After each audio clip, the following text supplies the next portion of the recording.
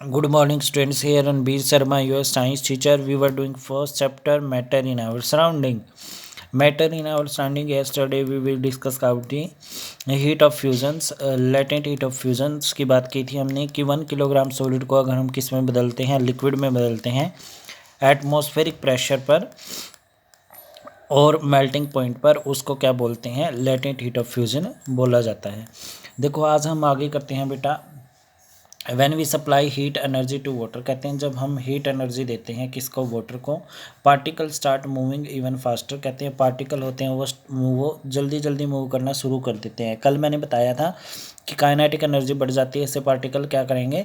Faster move करेंगे। At a certain temperature, कहते हैं एक सर्टेन तापमान पर, a point is reaches when the particle have throw even energy to break free from the force of attraction each other. कहते हैं एक stage ऐसी आती है, अगर हम हीट देते हैं तो पार्टिकल पहले तो थोड़े थोड़े कांटेक्ट में थे एक दूसरे के, तो उनका जो थोड़ा बहुत कांटेक्ट है वो भी क्या हो जाता है? ख़त्म हो जाता है।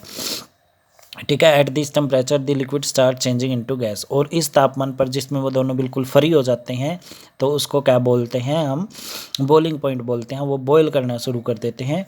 ठीक है, गैस में चेंज होना शुरू हो जाते हैं। The temperature at which a liquid start boiling at atmospheric pressure is known as its boiling point. कहते हैं वो तापमान, देखो बॉइलिंग पॉइंट की डेफिनेशन है बेटा, ये बहुत इंपॉर्टेंट है, याद रखना। The temperature at which a liquid start boiling at atmospheric pressure is known as its boiling point, उसका क्या कहलाता है? वो बॉइलिंग पॉइंट कहलाता है। Boiling is a bulk phenomena, boiling क्या है? एक बल्क फेनोमेना है, बहुत बड़ा फेनोमेना है।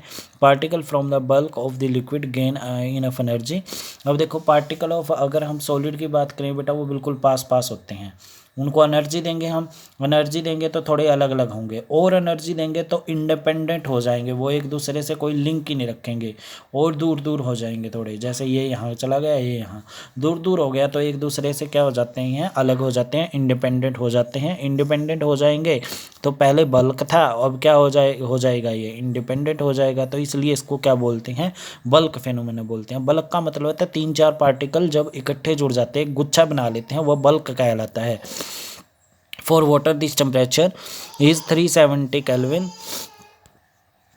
For water, this temperature is 373 Kelvin, 100 degree Celsius. कहते हैं वाटर के लिए टेम्परेचर कितना रहेगा? 373 केल्विन रहेगा। देखो बेटा, मैंने बताया था 373 केल्विन है। 373 केल्विन को अगर हमने डिग्री सेल्सियस में बदलना है तो 273 है जो, ठीक है, 273 प्लस 100 कितना हो गया? 373। अगर हम 373 में से 100 माइनस कर दें, सॉरी 273 माइनस कर दें तो 100 आ जाएगा। तो बेटा हमारे पास देखो यहाँ तक ही करेंगे आज हम, और इससे रिलेटेड मैं कुछ करवाता हूँ बेटा एग्जांपल्स। वो एग्जांपल बहुत इंपॉर्टेंट है, पेपर में आते हैं।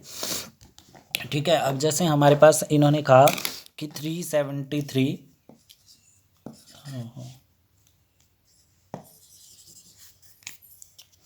जैसे हमारे पास 373 क्या था? केल्विन था। क्या था बेटा? 373 केल्विन था। अगर हम इसको किस में बदलते हैं? डिग्री सेल्सियस में बदलते हैं तो क्या होगा बेटा?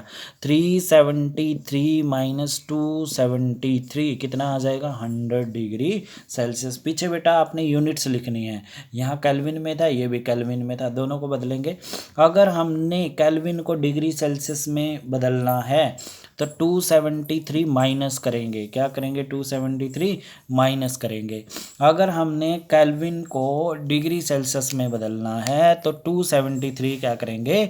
माइनस करेंगे। सबको समझ में आ गया होगा। जैसे एक एग्जांपल लेता हूँ बेटा मैं, 520 केल्विन को कन्वर्ट करो डिग्री सेल्सियस में। 520 माइनस 273 कितना आ जाएगा बेटा? देखेंगे, 10 में से 3 गया 7, 11 में से 7 गए 4, और यहाँ कितना बच गया था? 4 में से 2 गया 2, 247 डिग्री सेल्सियस। ठीक है, तो यहाँ केल्विन लिखेंगे, यहाँ भी केल्विन लिखेंगे, इनके पीछे भी यूनिट लिखनी होती है।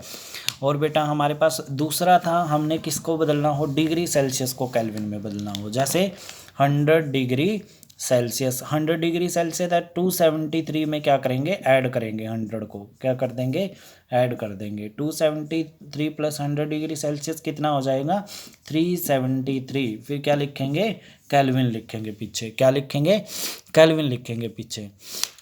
तो आज के लिए हम इतना ही करेंगे। Okay dear students, have a nice day. आशा है बहुत अच्छे से करेंगे, एग्जाम्पल्स हैं जो।